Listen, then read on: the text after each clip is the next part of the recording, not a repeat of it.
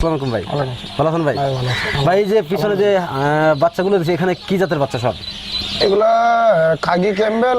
আচ্ছা, এই যে বাচ্চাগুলো এখানে এভাবে রাখার কারণটা কি? বাচ্চাগুলো সমস্যা হবে না? না, এইদিকে বাচ্চাগুলা চোর সমস্যা হবে না, কারণ আমাদের ফ্যাসারি থেকে বাচ্চাগুলা এখন মানে ফুটতেছে, ফোটার সাথে সাথে আমরা সব এখানে নিয়ে আসেন, এখানে একত্র করা হচ্ছে। আবার এগুলা বিকাল 4টার দিকে আবার বিভিন্ন জায়গায় চলে যাবে। আচ্ছা, ওই মানে সব এক জায়গা করছেন, মানে এগুলো সেল হবে? মানে এগুলো অর্ডার আছে অলরেডি? আর অর্ডার আছে। কয় হাজার বাচ্চা অর্ডার আছে আপনার আজকে আছে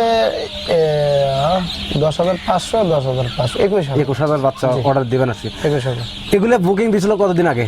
এগুলা বুকিং দিছিল আজকে থেকে আর 5 দিন আগে। 5 দিন আগে বুকিং দিয়েছে, সেই বাচ্চাগুলো আজকে সব ডেলিভারি হবে। তাদেরকে নির্দিষ্ট টাইমে আপনি ডেলিভারি দিচ্ছেন? জি, এটা নিঃসন্দেহে ঠিক আছে। আপনি কোন পদ্ধতির বাচ্চা উৎপাদন করেন? আমি পদ্ধতি খাগি ক্যামেল বেচা আর ওই জিঞ্জির বেচা। ইন্ডিয়ান রানার যেটা সেটা আছে, এবং ব্ল্যাক ফুল আছে যেটা, এইটাও আছে। 4-5 ধরনের বাচ্চা আপনি উৎপাদন করে থাকেন আর কি। এই হাঁসের বাচ্চা উৎপাদনের অভিজ্ঞতা আপনার কয় বছরের? অভিজ্ঞতা আমি এইদিকে আসি মনে হয় 19 হবেই, 19 হবে মানে ম্যাক্সিমাম 19 বছর আর কি। এর পূর্বে এই প্রতিষ্ঠানে দেখাশোনা কি করতেন? দেখাশোনা করতেন এই যে আমার বড় ভাই, এই যে হারুনুর রশিদ, ওনাও পড়ালেখা শেষ করছে, তো ওনার চাকরি করতে ইচ্ছুক না।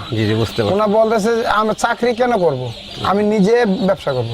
এখন আগে আমাদের মানে বিভিন্ন জায়গায় বিক্রি করতাম, এলাকায় বিক্রি করতাম, 5,000, 3,000, 8,000। এখন যদি আমাদের প্রতিদিন 10,000, 20,000, 30,000 হয়, মাথায় কোনো টেনশন থাকে না, সব কাস্টমার কোনো কমপ্লেনও দিতে পারে না।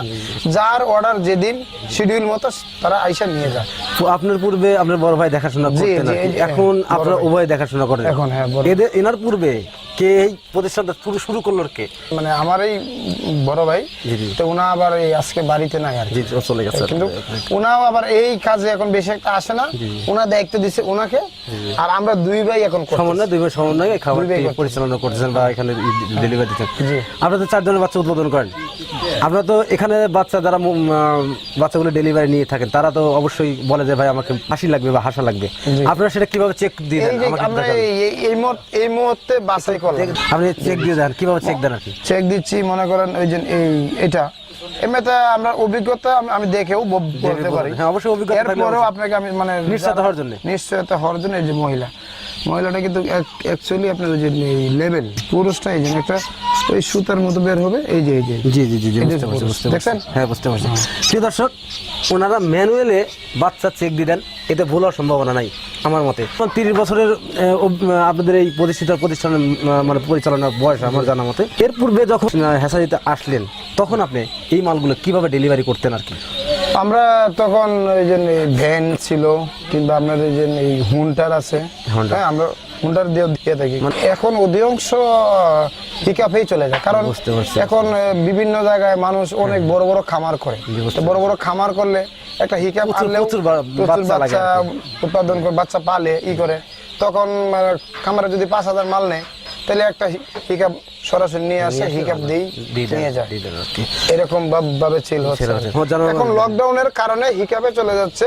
কেউ যদি 500 মাল চাচ্ছে, 200 মাল চাচ্ছে, 1,000 মাল চাচ্ছে, আমরা ওই যে চট্টগ্রামে বাস আছে, ঢাকার বাস, যে দিক থেকে চাইতেছে বাসের মাধ্যমে আমরা 2000-এর ঘটনার আগে বলি, তখন তো মানে এতটা প্রসার ছিল না বা এতটা চাহিদা মানুষের ছিল না।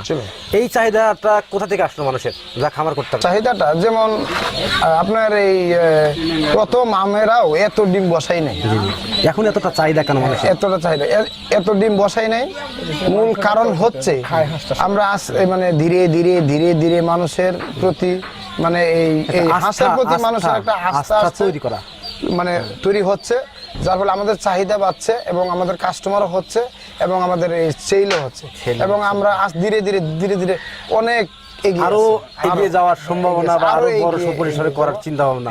যাই হোক, আপনাদের এখানে তো বিগত আমার জানা মতে 70+ হ্যাচারি আছে, আমার জানা মতে 70টার উপরে হ্যাচারি আছে, 50-60 বা 70টার প্লাস আছে। তো আমি আরো কিছু খামারে গিয়েছিলাম, তারা আপনার কাছ থেকে হাঁসের বাচ্চা নিয়েছেন এবং তাদের কাছ থেকে আমি পজিটিভ অ্যান্সার পেয়েছি। তো তাদের কথা শুনেই কিন্তু আপনি এখানে আমার আসছিলাম আসলাম আর কি, দেখলাম। তো দেখে খুবই ভালো লাগলো। আপনি এই যে সোশ্যাল মিডিয়ার কথা বলছিলাম আমি, আগে তো সোশ্যাল মিডিয়া ছিল না, এক প্রচারে একটা প্রসারের কথা আছে, আপনি হঠাৎ করে এত প্রসার কিভাবে পেলেন আপনি? এখন যে কোনো কিছু মানুষের কাছে পৌঁছায় দেওয়া যায় সোশ্যাল মিডিয়াতে পেজের মাধ্যমে এখন পৌঁছায় দেওয়া যায়। কিন্তু যাই হোক এই মিডিয়ার কারণেই আপনার এত প্রসার ঘটছে আর কি, প্রসারটা দ্রুত হচ্ছে। প্রিয় দর্শক, কাদের ভাই আমাদের বললেন যে মিডিয়ার কারণে, মিডিয়া বলতে কি সোশ্যাল মিডিয়া যেমন ফেসবুক, টুইটার, ভাইবার বা ইউটিউব, এই মিডিয়ার জন্য বা এই সোশ্যাল মিডিয়ার জন্য ওনাদের এত প্রচার হয়েছে বা এই রকম প্রসার ঘটেছে। এজন্য খুবই আনন্দিত এই সোশ্যাল মিডিয়ার উপরে, কারণ হচ্ছে এখান থেকে মানুষ ভিডিও দেখার পরে এবং সেখান থেকে নাম্বার সংগ্রহ করে হ্যাচারি মালিককে ফোন দেওয়া হয় এবং সেখান থেকে বাচ্চা সংগ্রহ করেন। আমি বিশেষ করে আরেকটা কথা বলবো, হ্যাচারি মালিক তিনি যে বাচ্চাগুলো উৎপাদন করেন এবং সঠিক বাচ্চা উৎপাদন করেন তুষ পদ্ধতি। আরও কিছু কথা জানবো ভাই, আপনারা কেন তুষ পদ্ধতির বাচ্চা উৎপাদন করেন? তুষ পদ্ধতিতে বাচ্চা উৎপাদন করি, আপনার তুষ পদ্ধতি বাচ্চাটা এত শক্তিশালী, যেমন একটা মুরগিও দেখবেন ডিম লইয়া বৈশা থাকবে 2 ঘন্টা, 2.5 ঘন্টা, 3 ঘন্টা পর মুরগিটা জানে কেমন করে নাড়া দেয় অর্থাৎ ডিমটা মানে করে ঘুরায় দেয় ফিরাই দেয়, এরকম ভাবে মানে তাপটা যাতে সঠিক পায়, তাপটা সঠিকভাবে থাকে, সেটার জন্য একটা ডিম যাতে দেরি না লাগে, একেবারে যাতে আসে। তো আমরা কিন্তু মূলত আগে যে এই হাঁসের বাচ্চা তো আগে ওই মুরগি দিয়ে ফুটাইয়া শখে পালতাম, এখন তো মানে আল্লাহর রহমতে এখন আমরা নিজেরাই মানে তুষ পদ্ধতিতে, অর্থাৎ একটা মুরগি যেমন 29 দিনে ফোটায় আমরা ঠিক তেমনি 29 দিনেই ফোটাই।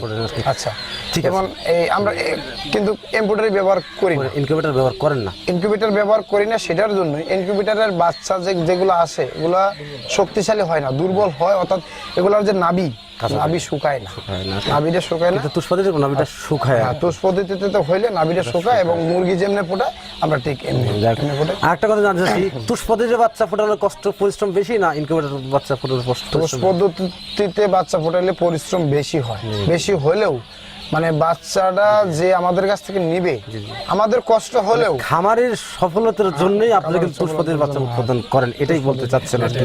প্রিয় দর্শক, কাদের ভাই আমাদের বললেন যে তারা ইনকিউবেটর পদ্ধতির বাচ্চা উৎপাদন করেন না। কেন করেন না? ইনকিউবেটর পদ্ধতি ভালো হয় না। হ্যাঁ, কথাটা 100% সত্য। ইনকিউবেটর পদ্ধতির বাচ্চা ভালো না, তুষ পদ্ধতির তুলনায় 100% সঠিক না। আপনি বিভিন্ন ওয়েবসাইটে দেখতে পারবেন যে ইনকিউবেটর বাচ্চা বা তুষ পদ্ধতির বাচ্চা ডিস্টেন্সও দেখতে পারবেন, সেখান থেকে দেখে জাস্টিফাই করে নিতে পারেন। কাদের এটা করে না। তবে হ্যাঁ, আরেকটা কথা না বললেই নয় যে তুষ পদ্ধতির বাচ্চা বা ইনকিউবেটর পদ্ধতির বাচ্চা, যদি ইনকিউবেটর পদ্ধতির বাচ্চা যদি সঠিক হতো, ইনকিউবেটর পদ্ধতির বাচ্চা উৎপাদনটাও কিন্তু পরিশ্রমটাই কম।